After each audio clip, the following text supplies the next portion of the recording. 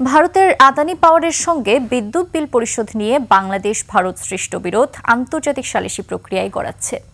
বার্তা সংস্থা রয়টার্সের সঙ্গে কথা বলেছে দুই দেশের প্রতিনিধিরা।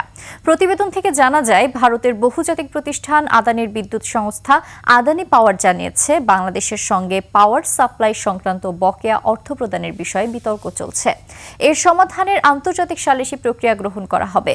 সংস্থাটি 2017 সালে বাংলাদেশ পাওয়ার ডেভেলপমেন্ট বোর্ডের সঙ্গে স্বাক্ষরিত বিদ্যুৎ চুক্তির আওতায় সরবরাহকৃত বিদ্যুতের বকেয়া অর্থ নিয়ে বাংলাদেশের সঙ্গে বিবাদে জড়ায়।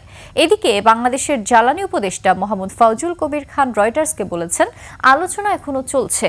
আলোচনা শেষ হলে প্রয়োজনে বাংলাদেশ আন্তর্জাতিক সালিসি প্রক্রিয়ায় যাবে। এবার বাংলাদেশ ভারত উভয় পক্ষই বিতর্ক সমাধান প্রক্রিয়া গ্রহণের সম্মত হয়েছে এবং দ্রুত, সহজ ও পারস্পরিক উপকারী সমাধান হবে বলে আশা করা হচ্ছে।